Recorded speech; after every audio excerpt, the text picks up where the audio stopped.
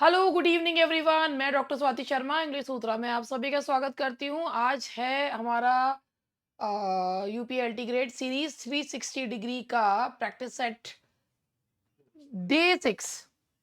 Day 6 है। Practice set तो वही चल रहा है। 20 क्वेश्चंस मैंने लिटरेरी टर्म्स पे करवाए थे। आज डे 6 है। 21 से मैं आगे बढ़ूंगी। 21 क्वेश्चन से मैं आगे बढ़ूंगी। तो 360 डिग्री जो सीरीज है उसका मतलब ये है कि इसमें 360 डिग्रीज मतलब ग्रामर, लिटरेचर, लिटरेचर के भी तीनों पार्ट्स, तीनों नहीं, प्रोज, पोइट्री और ड्रामा और लिटरेरी टर्म्स, और इसके अलावा आपका ग्रामर वाला पार्ट।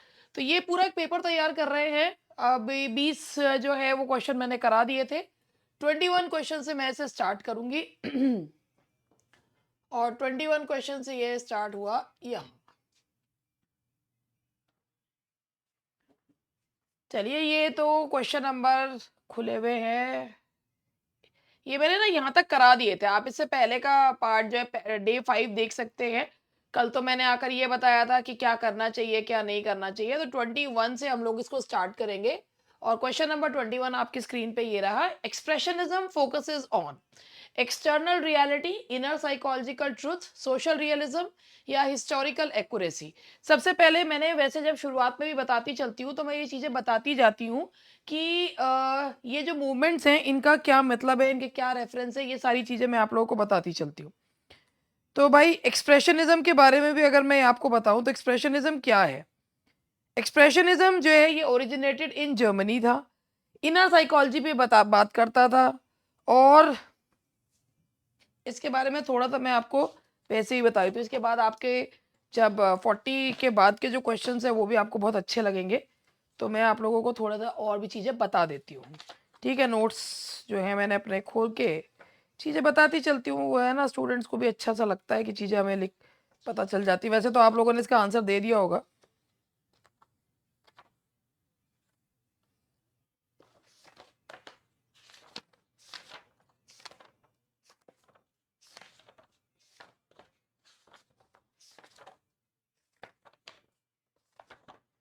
दो मिनट में बस चीज़ें जो है वो बता रही हूँ आप लोगों को।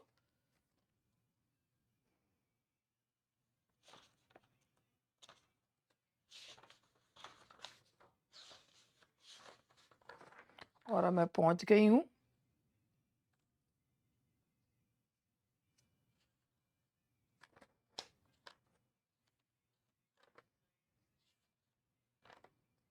देखिए, एक्सप्रेशनिज्म के बारे में जैसे मुझे आपको बताना है तो मैं थोड़ा सा एक्सप्रेशनिज्म के बारे में बताना चाहती हूँ। ये मॉडर्निस्ट मूवमेंट था, ओरिजिनेटेड इन जर्मनी था। और ये मूवमेंट जो है ये बेसिकली इमोशनल एक्सपीरियंसेस को बताता हुआ मूवमेंट है। This movement avoids external reality, physical reality. और इसके बारे में कहूँ कि इसमें किस किस ने जो हमारे हम लोग एलटी का पढ़ रहे हैं उसमें ओनियल का जो आप लोग पढ़ते हैं द हैरी एप। और इसके अलावा और अमेरिकन राइटर्स जो हैं जैसे कि Tennessee Williams, Arthur Miller, Samuel Beckett, इन्होंने जो है एक्सप्रेशनिज्म टेक्निक को यूज़ किया है। टीएस इलियट भी एक्सप्रेशनिज्म से काफ़ी ज़्यादा प्रभावित थे। और आपको एक इसमें ना एक डिफरेंशिएट किया कि जो रियलिस्टिक प्ले होता है ना, वो रियलिस्टिक प्ले जो होता है ना एक फोटोग्राफ की तरह होता है, जबकि जो एक्सप्रेशनिस्टिक प्लेज होते हैं ना वो एक्सरे की तरह होते हैं। अंदर बाहर का सारी जो है रियलिटी जो है वो बता देते हैं एक्चुअली अंदर की। तो ये है इनर साइकोलॉजिकल ट्रुथ। तो ये एक एक्सरे की तरह होता है। ये भी एक टर्म आप लोग याद रखिएगा, एक्सरे की तरह कि जो रियलिस्टिक प्लेज होते हैं दे आर लाइक फोटोग्राफ्स, और जो एक्सप्रेशनिस्टिक प्लेज होते हैं they are like X ray. Neo classicism values, देखिए हर एज जो भी आप मूवमेंट पढ़ते हैं उस मूवमेंट का age neo classicism, 18th century, age of pope,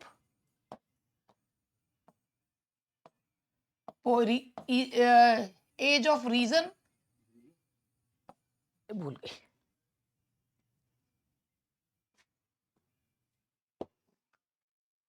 तो नियो क्लासिसिज्म किस चीज को वैल्यू करता था? No imagination, no subjectivity, only rules and form. whatever be the content but the form must be of high genre, form must be of high category. Form जो है वो किसके जैसी होनी चाहिए? क्लासिकल राइटर्स की तरह होनी चाहिए। तो कंटेंट कुछ भी हो, मगर form that should adhere to rules and regulations of the classical age. Match the writer with the correct movement. देखो भाई, पहले आप राइटर्स मैच कर लो, और ऑप्शन देखना चाहो तो ऑप्शन भी देख सकते हो। Milton, Donne, Yeats, Walcott. Milton किसको बिलोंग करते हैं? डन, चलो डन से ले लो। डन मेटाफिजिकल, डन जो है वो आपके मेटाफिजिकल पोएट है, यानी कि जो he uses conceits in his poems. Yeats जो है वो मॉडर्निस्ट हैं, और वॉलकट जो है वो पोस्ट कॉलोनियलिज्म है। तो एक ही बचे मिल्टन जो है वो रेनेसांस। हालांकि मिल्टन के उसमें जो रेनेसां और रिफॉर्मेशन दोनों के ही देखने को मिलते हैं। तो ए का 2, बी का 1, देख लो भाई, ए का 2, बी का 1, ए का 2, बी का 1, सी का 3, डी का 4, and the answer is A. Edward Said's orientalism critics romanticism, colonial discourse, modern poetry या नियो क्लासिसिज्म। अब आप लोगों को भाई देखो, पोस्ट कॉलोनियल अगर आपका ये टर्म आती है और आपको इसके बारे में पता भी होना चाहिए, तो मैं यही चीज आपको बताना चाह रही हूँ। अगर अगर आप ध्यान से सुन लेंगे तो चीजें, हो सकता है आपको कुछ चीजें जो है पता चले कि क्या मैं बताना चाह रही हूँ। देखिए, सबसे पहले जो ओरिएंटलिज्म है ये है क्या? Orientalism is a foundational text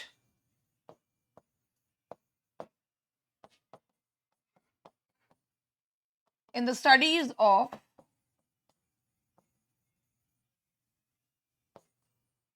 post-colonialism.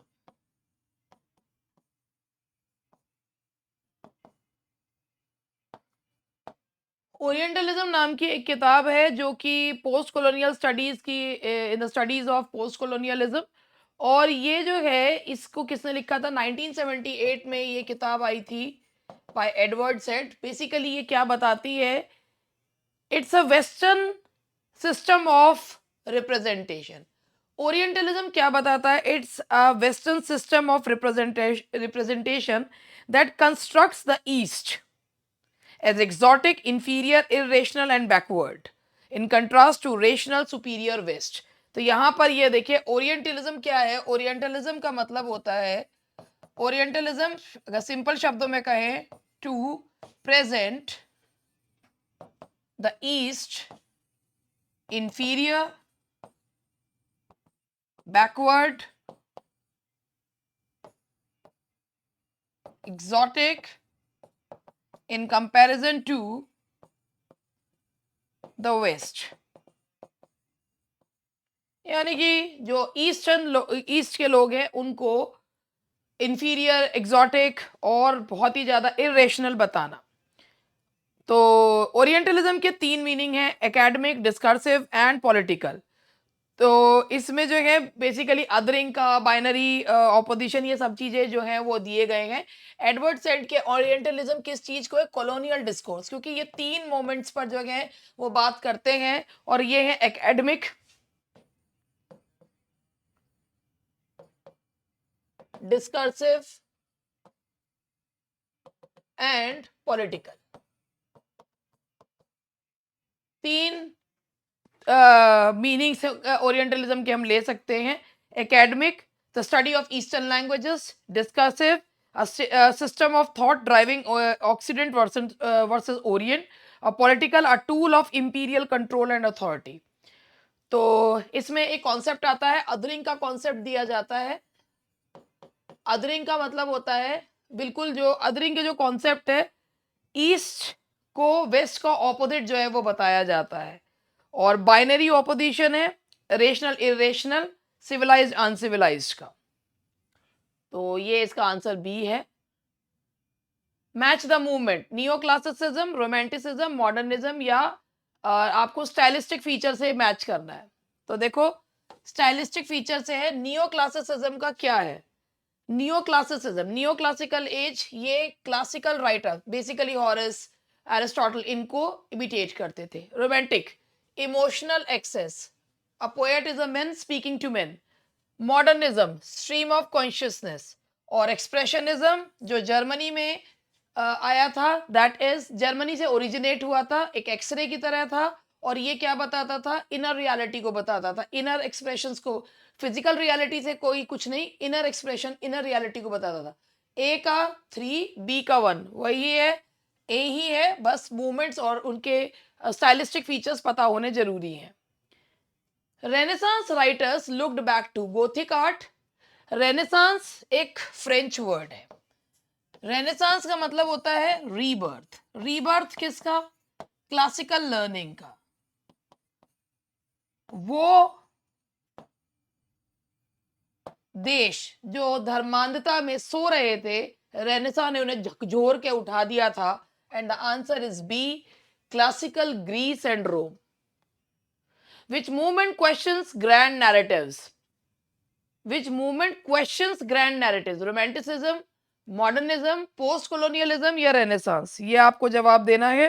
Which movement questions?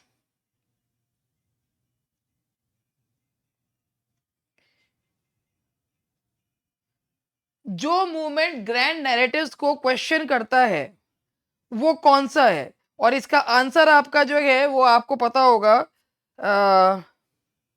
That is post colonialism, grand narratives को। और अब मैं इसका एक्सप्लेनेशन भी आपको देना चाहूंगी।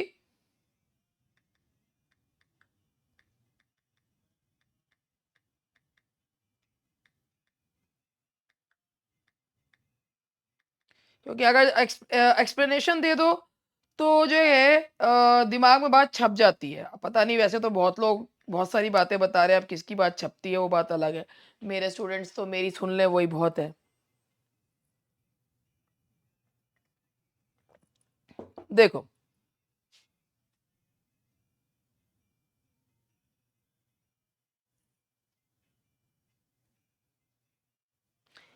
इस चीज का मतलब ये है, पोस्ट कॉलोनियलिज्म क्या करता है? It challenges the grand histories which are told from the authority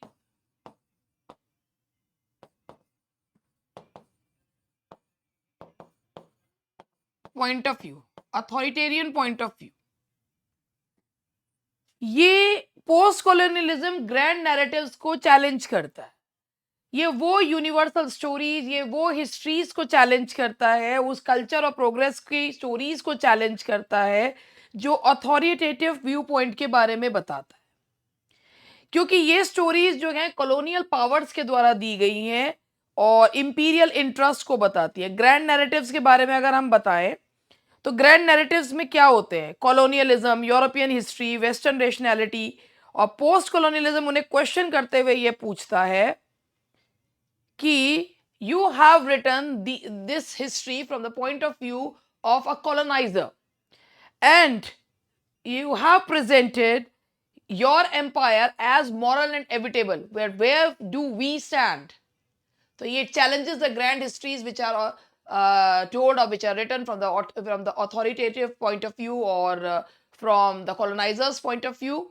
These histories or these narratives, actually these narratives express the exaggerated form of their culture, their superiority, and often if you are trying to make yourself grand, if you are trying to represent yourself superior, obviously you will daff others, and that's what the colonizers have done to the colonized.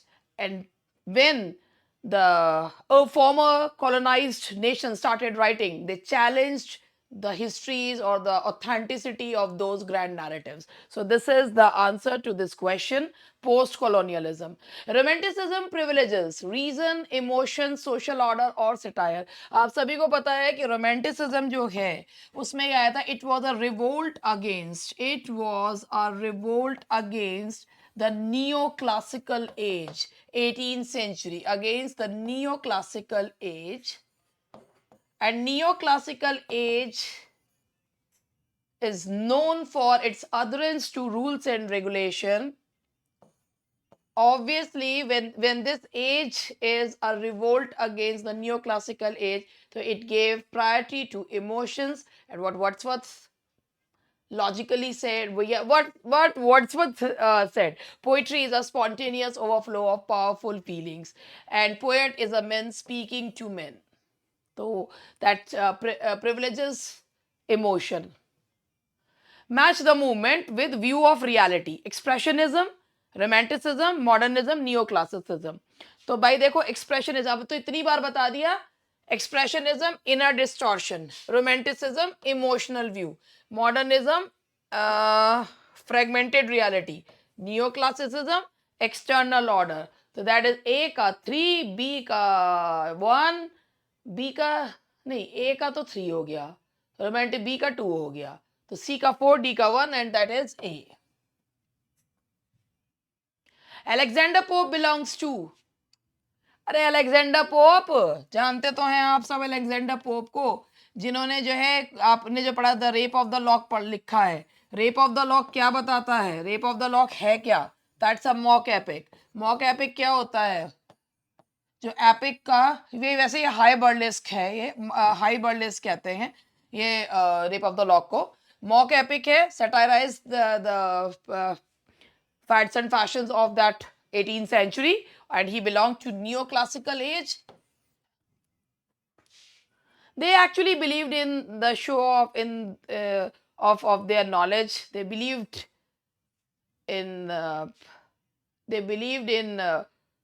showing off their knowledge. They were pedantics, and they used the language which was not common to all. Modernism reflects faith in tradition, fragmentation and disillusionment. भाई देखो modern age जो है ना, वो world war first, world war second, इनके बारे में, तो भाई इन सब से क्या पता चलता है? फ्रेगमेंटेशन एंड डिसइल्यूजनमेंट, कि people felt disillusioned, people were heart broken. Why? क्योंकि लोगों को ये लगा था कि भाई जो एक इमेज सोसाइटी की बनाई जाती है, वर्ल्ड की बनाई जाती है, people know way fit in that image. अब चलो match the movement with philosophical base. Renaissance, reformation, romanticism, modernism.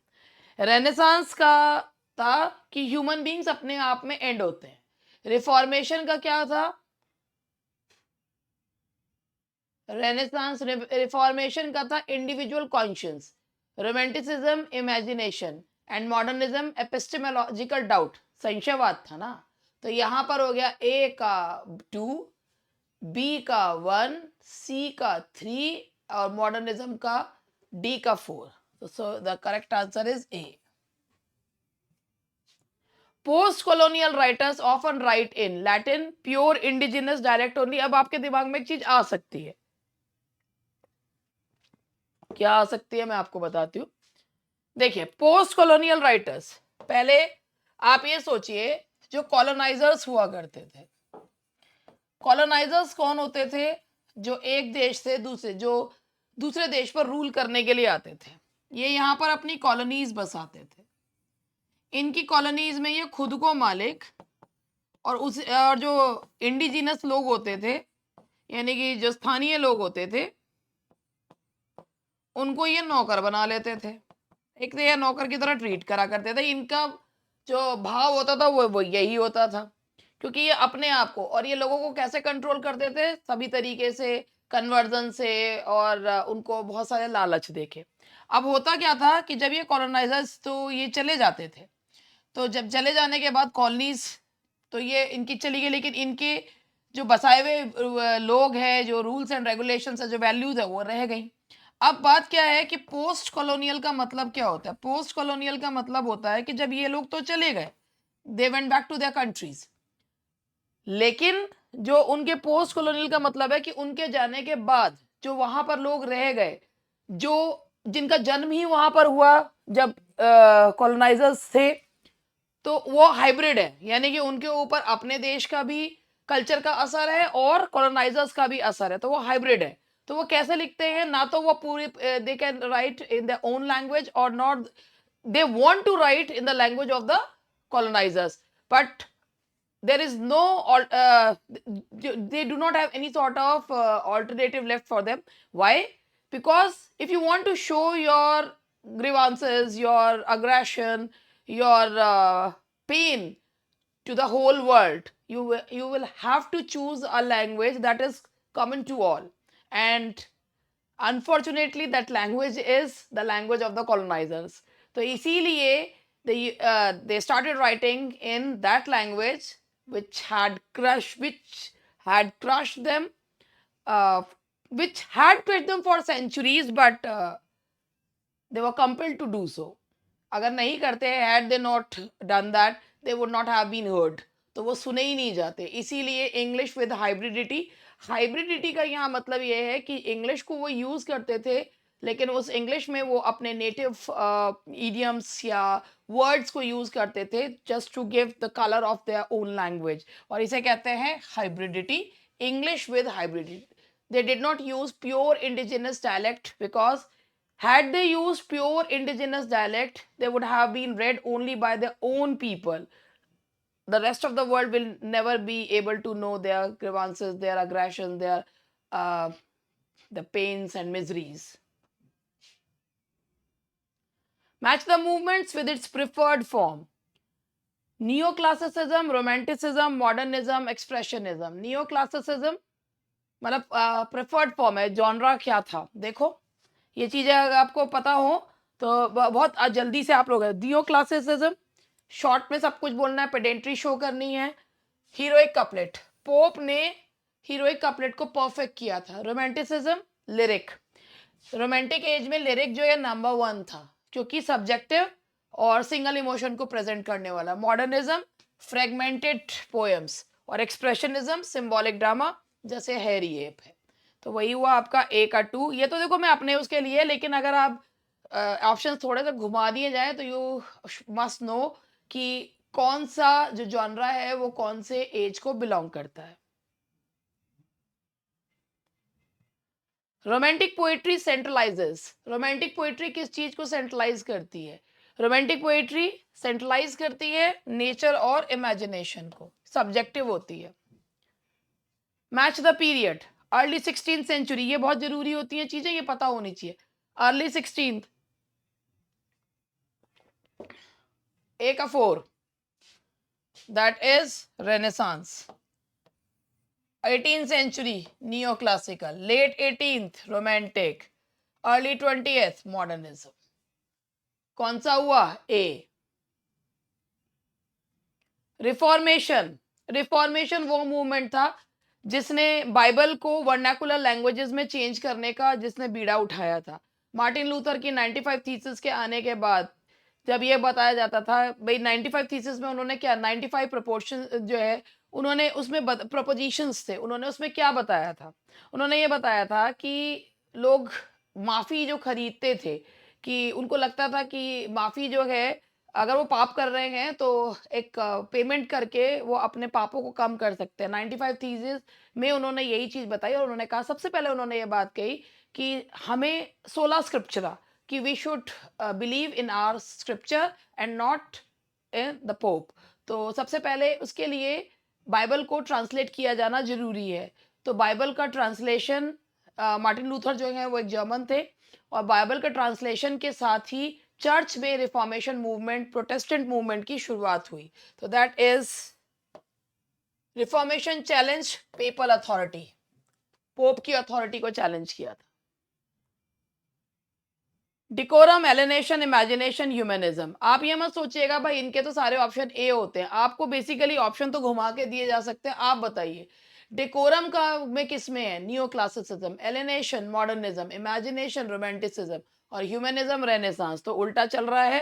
तो दैट इज डेकोरम यानी कि rules and regulation neo classicism, alienation modernism, imagination romanticism, humanism renaissance. A4, B3, C2, D1. Which writer is associated with post colonial literature? देखो भाई मैं आपको एक एक करके बता देती हूँ. ये तीनों जो हैं ये इंग्लिश राइटर्स हैं, मैथ्यू आर्नल्ड विक्टोरियन एरा के हैं, Thomas Gray graveyard school of poetry,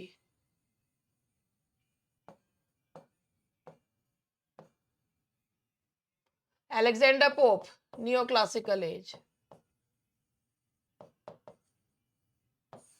Derek Walcott postcolonial writer,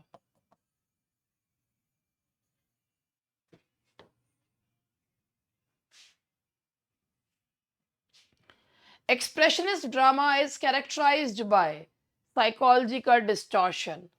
अब तो आपको याद हो गया होगा ये वाला। अब देखिए, the reformation is primarily described as artistic movement, religious and political movement, scientific revolution, philosophical school. देखो, रिफॉर्मेशन जो एक मूवमेंट था, बेसिकली रिफॉर्मेशन मूवमेंट जो आया वो मार्टिन लूथर के 95 थीसिस, जो 95 प्रोपोजिशंस थे, जर्मनी में स्टार्ट हुआ। मार्टिन लूथर ने जो है इसको स्टार्ट करा और उन्होंने ये कहा कि जो चर्च में सबसे ज्यादा भ्रष्टाचार व्याप्त है, क्योंकि power corrupts and absolute power corrupts, absolutely वही चीज हो रही थी। और उन्होंने कहा कि चर्च में सबसे ज्यादा भाई जो लोग जो हैं चर्च में अथॉरिटी में है, दे आर सेलिंग, मतलब वो लोग जो है लोगों को माफी जो है वो बेच रहे हैं और लोगों को लग रहा है कि हम अपना पाप जो है वो कम कर रहे हैं। तो इससे जो है रिफॉर्म, उन्होंने ये कहा, एक उन्होंने टर्म दिया था सोला स्क्रिप्चरा। तो उन्होंने ये कहा था कि we should read our literature only, we should read our scripture only.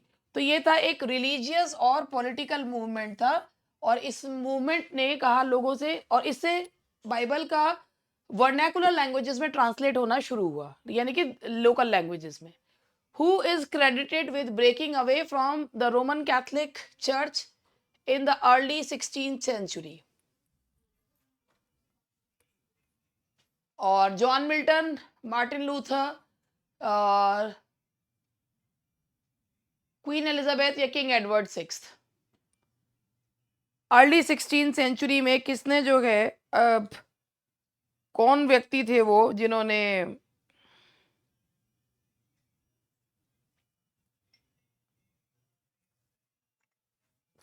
अभी मैंने बताया भी है इस चीज को, तो दोबारा बार बार क्या बताऊं मैं इसको, मगर फिर भी बता देती हूँ। और the answer is Martin Luther. और ये मार्टिन लूथर है, जर्मनी के 95 थीसिस इन्होंने लिखा था, Martin Luther. What does Reformation stress regarding in individual state of mind? Blind obedience to the Pope, the struggle between doubt and faith, the rejection of the Bible, a focus on collective salvation. Reformation जो है कहता है the struggle between doubt and faith. The struggle, Reformation बताता है individual state of mind, कि किस चीज पे विश्वास करें और किस चीज पर संदेह करें। According to the sources, how does an individual achieve salvation in the Reformation spirit? Through the Roman papacy, through humanistic reason alone, through faith, या through the act of uniformity? According to the sources, how does an individual achieve salvation in the Reformation spirit? इनका ये मानना था कि आप केवल विश्वास रख के, किस पर, स्क्रिप्चर पे विश्वास रखकर, खुद पर विश्वास रख के ही you can achieve salvation. So that is through faith. अच्छा है ना क्वेश्चन?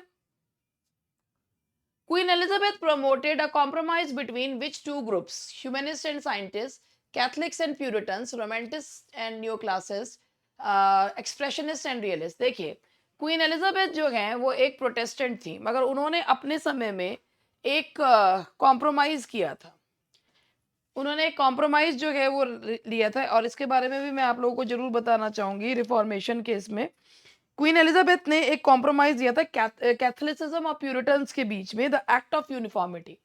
एक्ट ऑफ यूनिफॉर्मिटी जो है उन्होंने कहा था कि एक्ट ऑफ यूनिफॉर्मिटी भी उन्होंने ये बोला था कि सभी लोगों को बुक ऑफ सेकेंड प्रेयर, जो second prayer book of Edward sixth है। एक्चुअली क्वीन एलिजाबेथ ने कहा था सेकेंड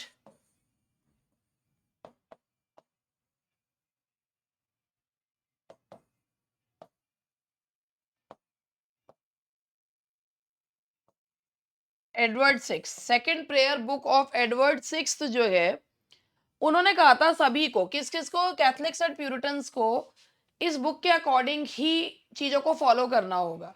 एक्ट ऑफ यूनिफॉर्मिटी जो है, उन्होंने एक्ट ऑफ यूनिफॉर्मिटी लागू करी थी। और कौन कौन से ग्रुप थे ये? They were Catholics and Puritans.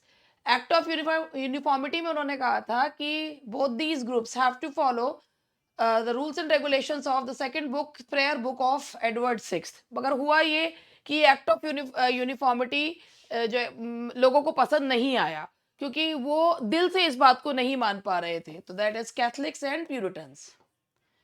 The Act of Uniformity stated that all church services must be held according to, जैसे मैंने अभी आपको बताई ये चीज कि एक्ट ऑफ यूनिफॉर्मिटी ने कहा कि जो चर्च सर्विसेज हैं वो किसके अकॉर्डिंग होनी चाहिए? That should be according the second prayer book of Edward sixth. तो ये क्वेश्चंस देखिए, आपको अच्छे भी लगेंगे, और अगर आपने रिफॉर्मेशन को ठीक से पढ़ रखा है तो आप इसके आंसर आराम से दे भी सकते हैं। What was an indirect result of the Puritans' dissatisfaction with Elizabeth's compromise? क्या हुआ कि जब प्यूरिटन्स जो है वो क्वीन एलिजाबेथ से नाराज हो गए? क्यों? क्योंकि उन्हें लगा था कि इट इज टू, उनको उनका मानना ये था कि it's too Roman Catholic, that second book of prayer, second book of prayer of Edward six जो है वो बहुत ज़्यादा कैथलिक है। तो उन्होंने क्या करा कि वो इंग्लैंड छोड़कर चले गए अमेरिका में, और अमेरिका में उन्होंने अपनी नई कॉलोनी बसाई जिसे न्यू इंग्लैंड कहा गया। And we can also say that somehow reformation also gave way to the colonization of America.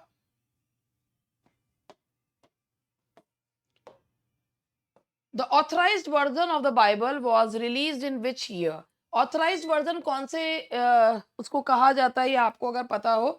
James first ने बाइबल जो है, उन्होंने, इसका मतलब ये नहीं है कि ये ऑथराइज्ड है, उनका मानना था, उन्होंने बाइबल जो ट्रांसलेटेड बाइबल थी, उन्होंने स्कॉलर्स को बिठाया, जो हिस्से उन्हें लगे कि ये हिस्से जो है वो बाइबल में रखे जाने चाहिए, उन्होंने उनको रखा, और फिर जनता से कहा कि this is the authorised version, ये राजा के द्वारा ऑथराइज की हुई किताब है, and now people can go through this Bible.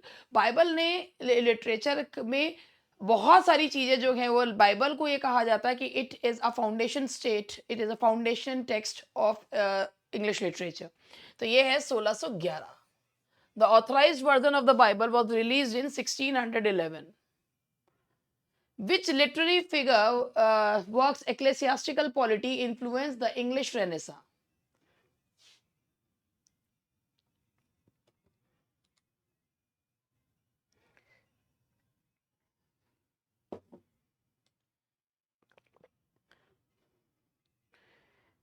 Spencer, Hooker, Milton या मार्लो? एक्लेसियास्टिकल पॉलिटी, ये एक वर्क का नाम है, एक्लेसियास्टिकल पॉलिटी।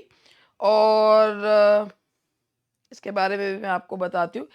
ये इंग्लिश रेनेसांस को इसने काफ़ी जो है कंट्रीब्यूशन दिया है, और ये वर्क है हुकर का। That this is a work by Hooker. Ecclesiastical Polity is the name of a work by Hooker.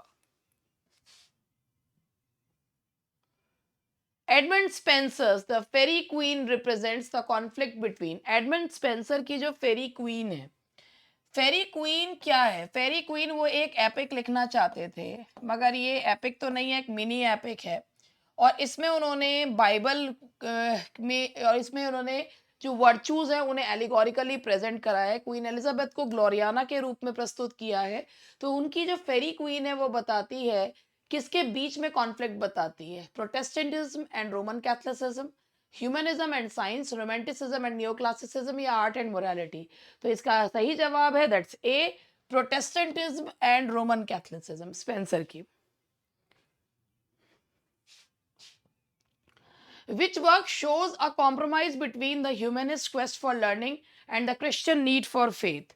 और ये है आपका, इनमें से कौन सा वर्क है? जैसे पैराडाइज लॉस्ट है, यूटोपिया है, डॉक्टर फॉस्टर्स है, द ब्लेस्ड डेमोजेल है। तो इनमें से कौन सा वर्क जो है वो एक कॉम्प्रोमाइज दिखाता है ह्यूमनिस्ट क्वेस्ट फॉर लर्निंग? कैसे कहा जाता है, इसके बारे में मुझे आपको ये बताना है कि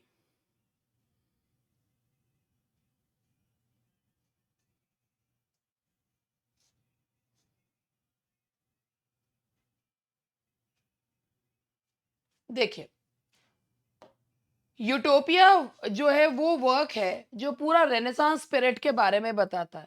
humanist quest for learning, humanist quest for learning कि people should go on, people should always search for learning, people should always search for the truth, or people should keep faith in the scripture। और उनको जो है ये जो इसका एक medium Midway जो बताया ना वो किस में बताया है, दैट इज यूटोपिया। यूटोपिया कहा जाता है, it's the book that was purely written under the influence of ये रेनेसांस के इन्फ्लुएंस में लिखी गई है। Neoclassicism is applied to schools that follows subjective reality, classical rules and qualities, far-fetched conceits या medieval overtones। Neoclassicism जो है वो किसको बताती है, आप लोगों ने एकदम बता दिया होगा, that is classical rules and qualities. आप क्वेश्चंस की लैंग्वेज भी देख रहे होंगे। तो ये है नियो क्लासिसिज्म जो है वो क्लासिकल रूल्स एंड क्वालिटीज को बताता हुआ है। Which century is associated with the rise of neoclassical age या neoclassical literature? ये वो क्वेश्चंस होते हैं जो अगर स्टूडेंट्स ध्यान से अगर इनके बारे में जानते हैं तो उनको फिर मतलब ये थोड़ी बहुत चीजें जो होती है वो पता होनी जरूरी होती है, बाकी 10 चीजें तो आप अपने आप पता लगा लेते हो। That is 18th century। The Augustan age in English literature is named after which Roman emperor. देखिए इंग्लिश लिटरेचर में से स्यूडो क्लासिकल या नियो क्लासिकल एज भी कहते हैं। नियो मतलब नया, स्यूडो मतलब नकली। ऑगस्टस ऑक्टेवियस सीजर के नाम पर ये जो पहली क्लासिकल एज थी वो थी, और इन्होंने स्यूडो क्लासिकल एज को भी ऑगस्टन एज का कहा था। तो that is Augustus Octavius Caesar. The answer is B. Dr. Johnson noted that that Dryden did for English letters what Augustus did for the city of London, Paris, Rome या Athens। Doctor Johnson का ये मानना था कि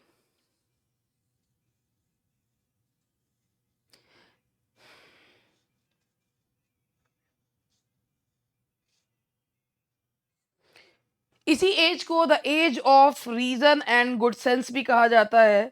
और doctor Johnson ने जब ये कहा था, ये डॉक्टर जॉनसन का ये एक स्टेटमेंट है कि that Dryden did for English letters what Augustus did for the city of Rome. So Rome के शासक थे, city of Rome. The age of reason and good sense was based on the ideals of which French critic.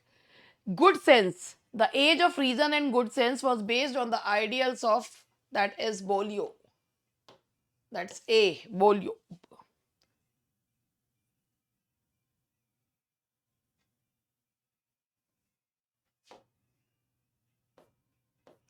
Which event in 1660 became a potent cause for the rise of neoclassicism? The start of the Reformation, the restoration of monarchy, the publication of the Authorized Bible, the formation of the Pre-Raphaelite Brotherhood। 1660 में ऐसा क्या हुआ था जिस वजह से neo classicism का उदय हुआ?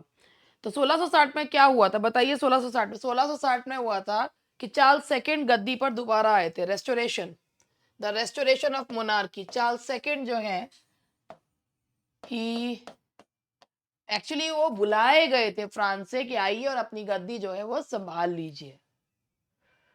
Which of the following is not a characteristic of neoclassicism? Emphasis on correctness, use of heroic couplet, emphasis on originality of literature, adherence to set rules। ए सही है, बी सही है, डी सही है। लिटरेचर की originality सही नहीं है क्योंकि वो तो फॉलोअर्स थे, और जो फॉलोअर्स होते हैं वो ओरिजिनल थोड़ी होते हैं। वो तो किसी चीज पे यकीन, किसी चीज पे बिलीव करते हैं और उसी के हिसाब से चीजें करते हैं। Who first used the phrase dash affects the Dunn affects the metaphysics regarding John Donne?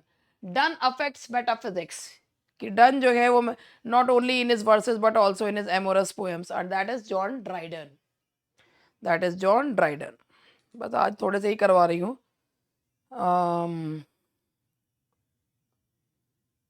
that is John Dryden। थोड़े से क्या काफी सारे करा दिए हैं वैसे तो मैंने।